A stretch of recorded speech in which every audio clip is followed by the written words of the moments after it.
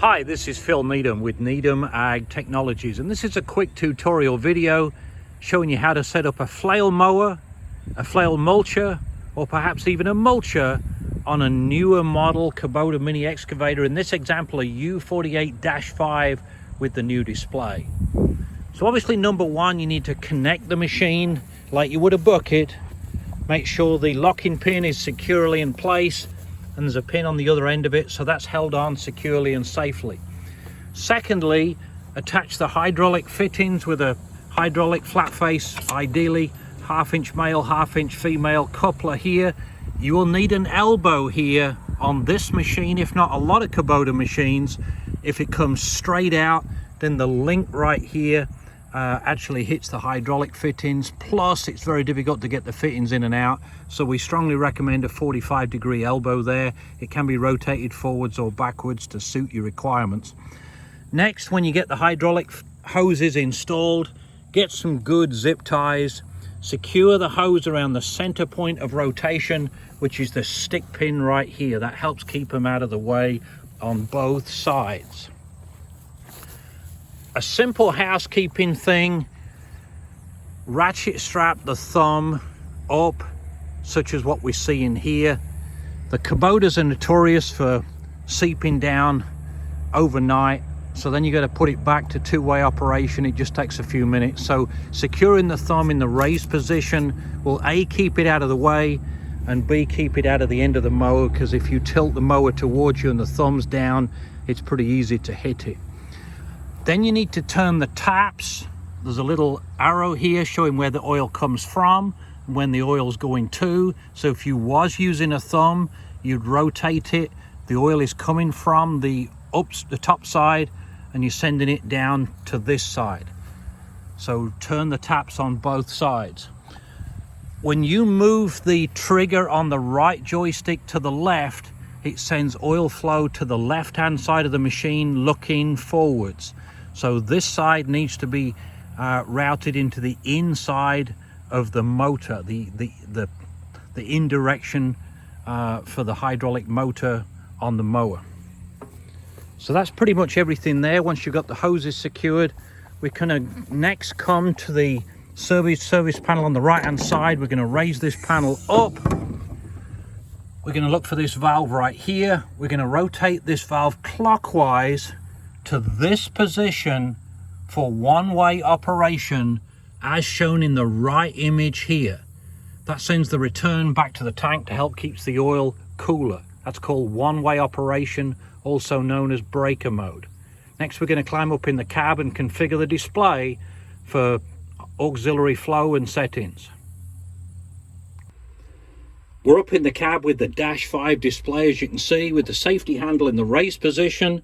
We're going to turn on the key, which eliminates the display, as you can see. So the area of interest is this little control panel right here. Top left-hand corner, you have a menu button, you have a return button, you have a rotary knob with an enter button on the top. So to start out, we're going to press the top button. We're going to rotate this dial clockwise until this little auxiliary box is illuminated. Then we're going to press the top. It's pretty intuitive. That brings up this little box right here. We're going to press the top button again for mode select.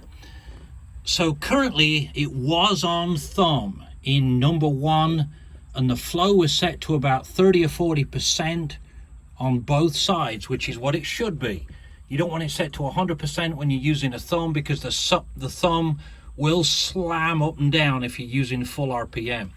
So we're going to now rotate this knob clockwise until we get down to number 3, which is breaker mode, also known as one-way operation. We're going to press the middle button, which tells us setup was completed. Auxiliary is set to 3. We're going to press the middle button again, rotate it one time to the right again, middle button again. We're going to rotate it clockwise to flow volume setting and press the middle button again.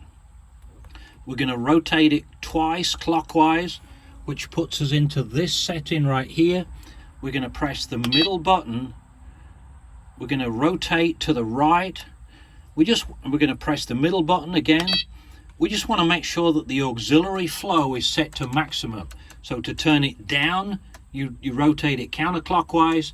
To turn it all the way up, you turn it clockwise. For this mower on this machine, we need it wide open at maximum. Other machines may not be, so you need to learn, see what it needs for your machine.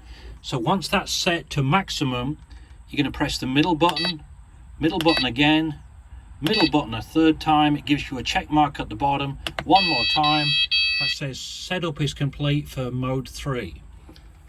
Then you can press the menu button, or the return button actually.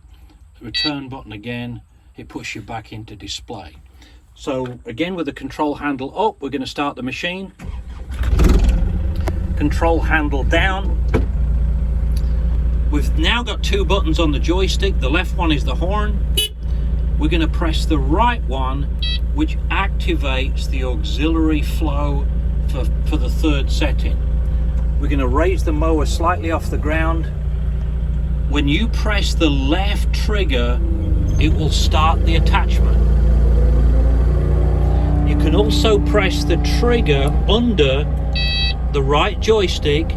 There's what I call a confirmation beep, so that locks it into continuous operation, so you don't have to sit here all the time like you do on a current Deere machine, holding it in continuous operation. If you want to disconnect it, press the button underneath. If you want to start it again, press the button underneath and it beeps telling you it's engaged. So we're going to rev it wide open, which is where we need to run it on this machine with this mower. This machine, the U48-5, you can actually reach out at full speed and it has a minimal effect on the rotor speed. That's good. You can raise the blade, it has a minimum effect on rotor speed. You can track forwards slowly, you can track backwards slowly, and it has a minimal effect on mower speed. You can hear it spool up some when you stop, but it's really quite minimal. That's really good, because a lot of machines have a lot of parasitic loss, meaning when you track forwards or backwards, it sends oil to the track motors that's diverted from the auxiliary circuit, so you have a drastic decline in RPM of the attachment, especially high oil flow demand attachments. But this machine isn't like that, neither is the KX040. We've got a smaller KX033 and it suffers from a lot of loss, but it's a less powerful machine. So that's a lot of setup information that you might need, you might find useful for a U48-5 and similar Kubota machines. As always, be safe, and thanks for watching.